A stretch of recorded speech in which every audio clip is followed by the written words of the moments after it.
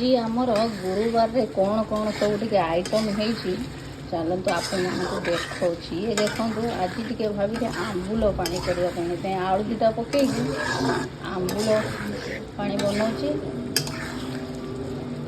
ଆମ୍ବୁଲ ପାଣିଟା ହେଲେ ଆଜି ଖାଇବା ଜମିଯିବ। ଏ ଦେଖନ୍ତୁ ଆଜି ମୁଁ ଭାତ ବନେଇ ଦେଇଛି, ଅରୁଆ ଭାତ ବନେଇ ଯାଇଛି। ଆଉ ଏଠି ଆମର ବାଇଗଣ ଭଜା, ବାଇଗଣ ଭାଜି ଦେଇଛି ମୁଁ ମସଲା ଦେଇକି। ଆଉ ଏଇଟା ତ ଆପଣମାନଙ୍କୁ ଦେଖେଇଲି ଆମ୍ବୁଲ ଫୁଟ ଦିଆ ହେଇକି ତରକାରୀ ହେଉଛି। ଗୁରୁବାରଟା ଭାବିଲି ଆଜି କ'ଣ ବନେଇବି, ପିଆଜ ରସୁଣ ତ ଖିଆଯିବନି, ସେଥିପାଇଁ କ'ଣ କଲି ନା ଏଇଟା ଆଳୁ କାଟିଦେଲି, କାଟିକି ଆମ୍ବୁଲ ଦୁଇଟା ପକାଇଦେଲି। ଆଜି ଗୁରୁବାରରେ ଆମର ଆଜି ଏ ଆମ୍ବୁଲ ପାଣିରେ ଖାଇବା ହେଇଯିବ। ଦେଖନ୍ତୁ ତରକାରୀଟା ହେଇ ଆସିଲାଣି, ଭଲକିନା ମସଲାଟା କଷିଦେଲି। ତାପରେ ଟିକେ ପାଣି ଦେଇଦେବା,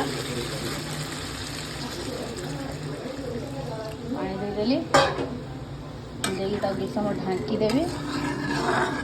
ଆଉ ଫୁଟିଗଲା ପରେ ତ ଆମର ହେଇଗଲା ସୋରିଷ ଦେଇକି ଆମ୍ବୁଲ ପାଣି ତିଆରି ହେଇଗଲା। ଆଜି ଗୁରୁବାର ଆମର ଲଞ୍ଚରେ ସବୁ ମୁଁ ତିଆରି କରିଛି।